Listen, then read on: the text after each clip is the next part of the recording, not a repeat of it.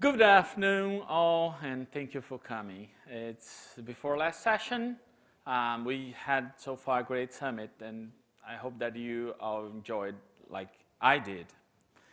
And to start this talk, I want to have as a exercise to you, imagining a world as you are an IT person, then you can basically remove all the gray IT that you have in your company, all the spreadsheets that are running outside your domain, all the small Microsoft Access applications, all the external forms that you don't have any control.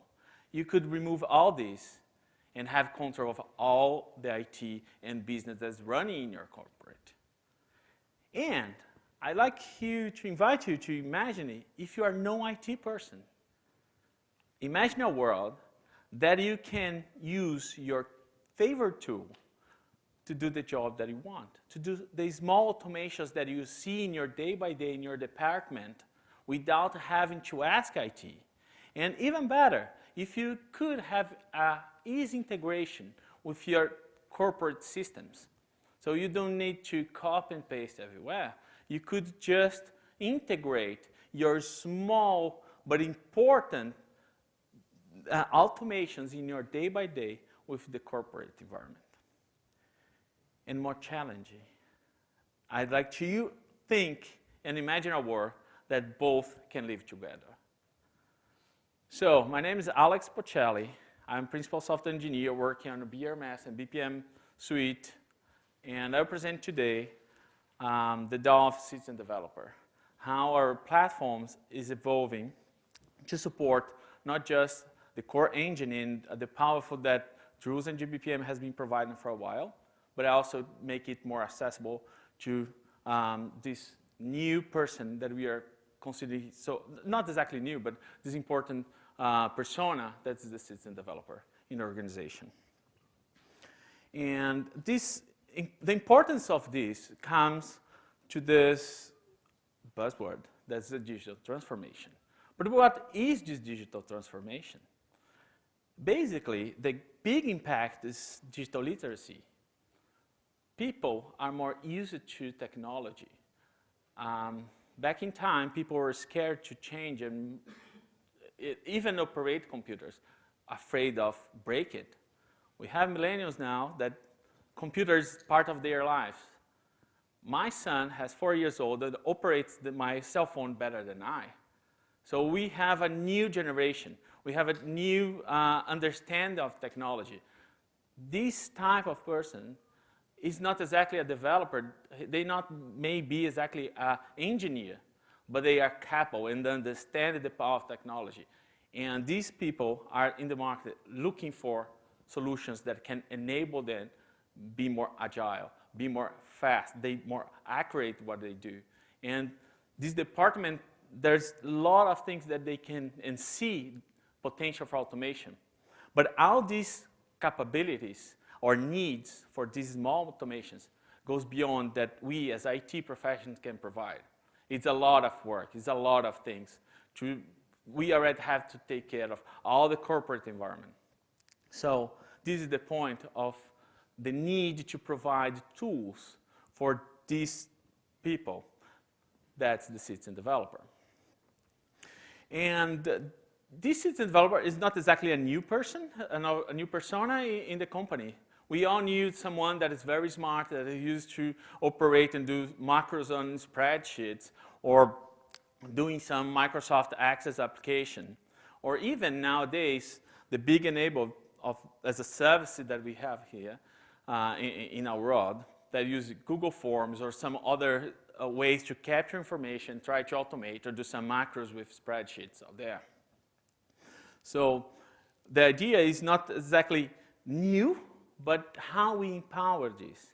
In a world that we have more and more SaaS offering, how we provide a tool that integrates with our environment, our technology in a corporate environment to provide the empowerment for these two users. So what we can do? And one of the options is ignore, but I think that's not possible. It's a problem that we see every day. So at this point, we are ignoring. So we need to do something to enable this. And I think you understand that this is the reason that you are here. You are looking for a platform that you can manage, but you can give to your users some power that they can build or build on top of something that's managed by you, and you have some level of control. And you have governance, and you have security integrated. Because this is another problem.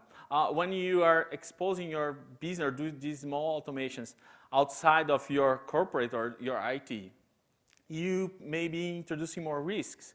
Sometimes these people that have good intention, good attitude, but they are doing sometimes a mistake or they are creating some flaws for your business.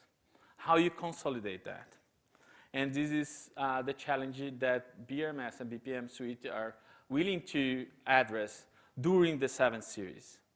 The things that I show, this talk, this slide is just to introduce. Most of it is going to be a live demo. And with the risk of a live demo, sure. But what you show here is what's coming during the 7th series. This is come incrementally, but you show what the capabilities that we are introducing to the platform. So now I'll switch to the demo mode. So what I present in this demo is a small application, a small automation in how you recruit people. So we have a person that works on human resources that needs to recruit developers. And this person is a tech savvy. She understands how to do forms on Google Forms. She can collect this information. But in the end, when she needs to do exactly the process for hiring, she has to copy everything and paste in the corporate system. It's a problem. So we show, using our platform, how she could operate and create something that's part of your IT. Parts of this application is already created because it would be too much to do from scratch everything. But what I show is the first interaction, she just created this form to just interact and collect some data. And we, in a few, improve this. And she created like a multi-step form, like you first introduce your basic information, then you add your address. But now what she's looking for is to add some, because now she wants to recruit the developers, she wants to give some options in terms of technology that she's looking for. Someone that can do, or a backend developer, or a frontend developer, or a full stack developer. So she goes to this platform that's the foundation of BRMS and BPMS. We are creating a new brand in our group that is the AppFormer. AppFormer is the project, is a suite that enables you to create basic drag and drop applications based on the forms and some visual design in terms of how you coordinate forms. This effort is with support with a community. It's not just our group. We have a company called Nintendo that is helping us and building this community together. So we are building in the foundation of the philosophy of Red Hat in a community. And here I have this form already created. And what we want to do is improve and add this technology options to that form. So I already have the technologies form defined. Oops. Of course.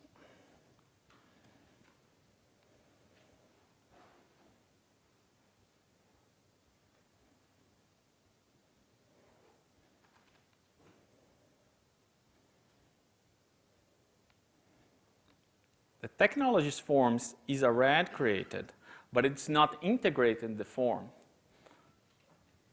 Later we will interact with this and see how we create this drag and drop. What you do now is integrate this in part of the flow to create a new registry in the record. So it's a CRUD application. What you do here in this interface, oops,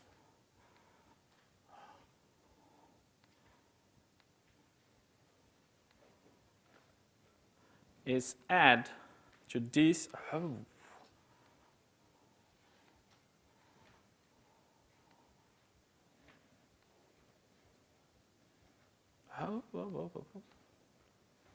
Wait.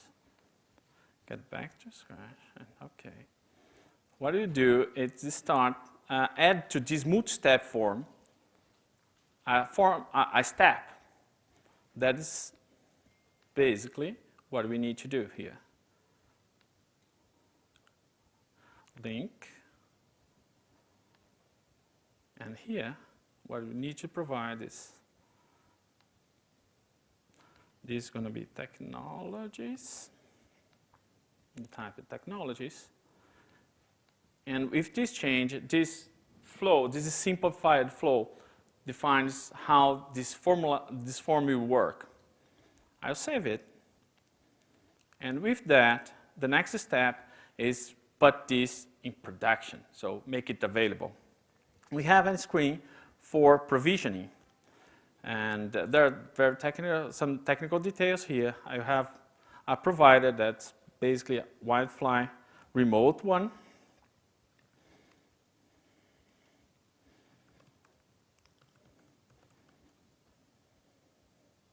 Let me check the port.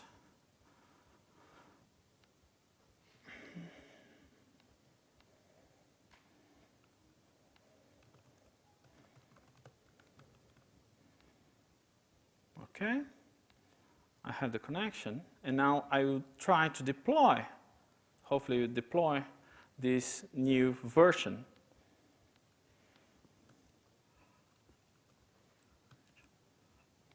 I select the repositories, the project that I'm working on, and the data source. Basically, it's a Postgre database that's running. I'll finish this. While we are compiling and build this application, deploy in the cloud, let's switch back to the key workbench. That's the Business Central workbench. It's part of the BRMS and BPM suite. We started to add some reasoning around this input information that I get. So we want to filter users or these people that are sending the resumes as a backend or front-end developers. And we have here a project that's the summit that have one decision table that basically define the rules for what is a backend developer and what is a front-end developer. And I introduce a new type of developer that's a full stack developer. I add a column here, add this one. And instead to focus just on backend or front-end, I add a new one that's full stack. Okay? And I added one row here. And basically I say that if you have everything, if you know all these technologies, the system will consider you as a full stack. I'll save this. And part of the platform, I will now deploy this in our key service, in our infrastructure, as a service. I consume this decision table as a service now. I will build and deploy locally, of course. That's available now. We can check the execution service that we just did here. It's available already. And we check here the container that's running, the key container. All the information, our BRMS is already there and is already available. Now we also go and start to create a dashboard for this human resource person that will basically select and get more information about the details of everyone that's applying for a job.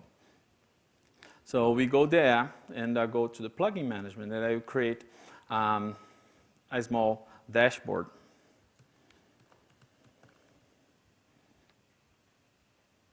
what I add here is, 1 second, let's get something that's one HTML.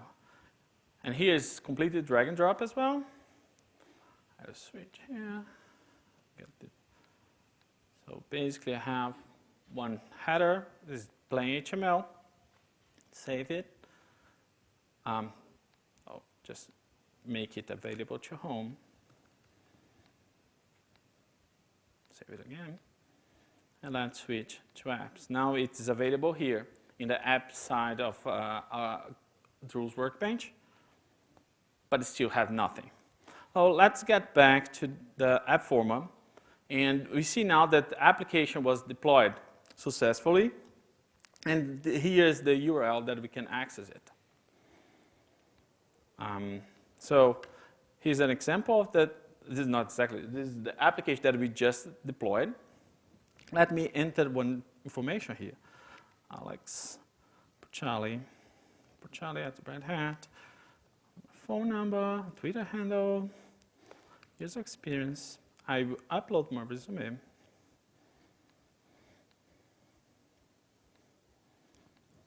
My house, year, Mass, US. And now I have the next one that we just introduced. I will select just Backend and finish. And now we go back to our platform, and now let's start to consume from here that data we just entered. Add back to plugin and added that dashboard. We created all these components here in the left-hand side, on the right-hand side, sorry, and they are pluggable. So one of the plugins that we create, and when we say we, see yourself as IT that can provide these components. We create an HR table that you can drag and drop and make it available. I'll save it, and let's see it running.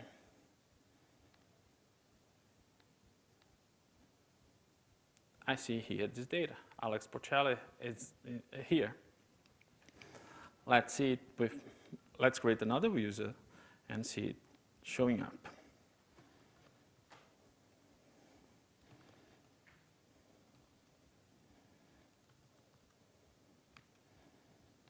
The resume.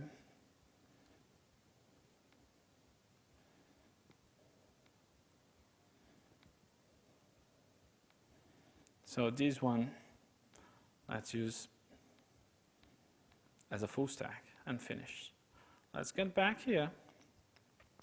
Let's just refresh. Now we have both users already displaying, and we get this information already available.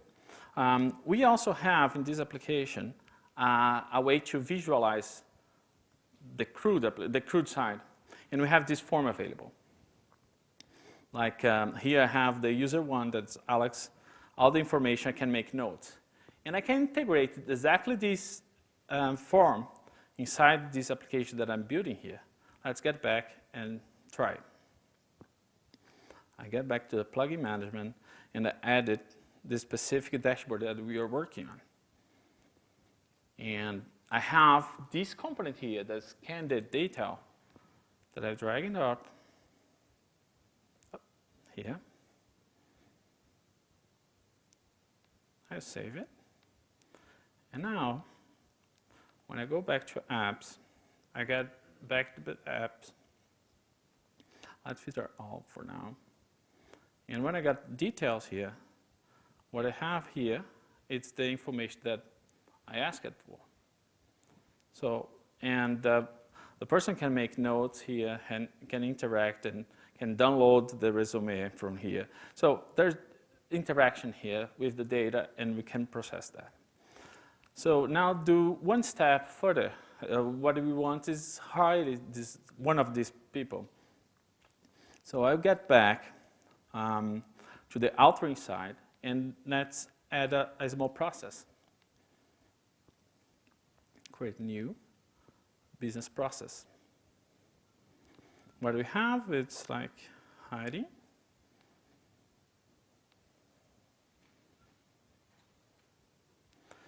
And let's make it just a scripted task, just to see it working.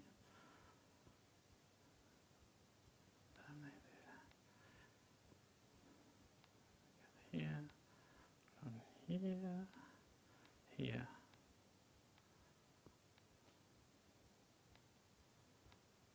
And in the task, what do you do?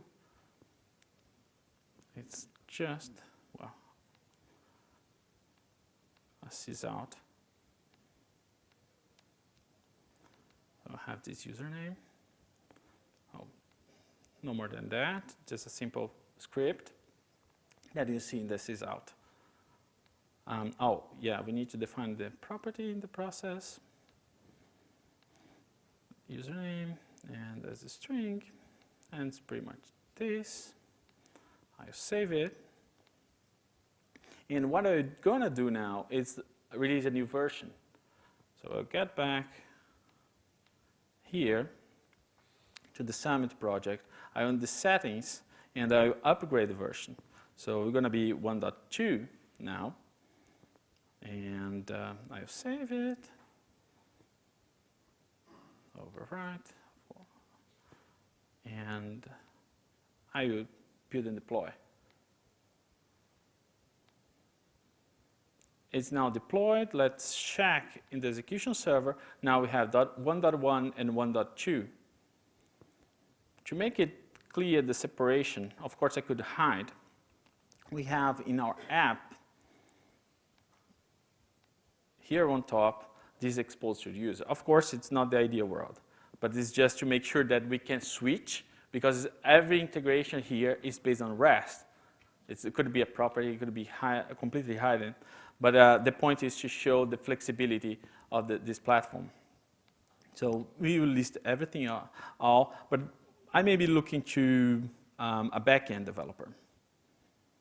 That's Alex. Let's see the details, just to make sure this is the person that, oh yes, that is. And let's click hide.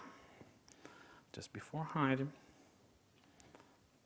let's make it clear here in the sysout. Click and hide. And we got, let's hide Alex Porcelli. So in this point, you can see the power that you have in your hands. The same process that I have that is very, very simple here could be very complex. Or we could abstract, you could provide some services for your citizen developers to just, okay, integrate these with the corporate environment. And you can do that. And it still hide a lot of the complexity that this platform does. And one point also is just to say that the same BRMS that's running millions of transactions in the section here in our side can be capable to do all these with just a drag and drop. So that's basically what I want to show you. And I'm open to questions. Well, we have plans to do that. To improve, we know that our guided rules need a complete rewrite. It's a 10 years old code base. It's legacy. We call legacy now. Well, 10 years. But we are still not resourcing it as we could, as we wish.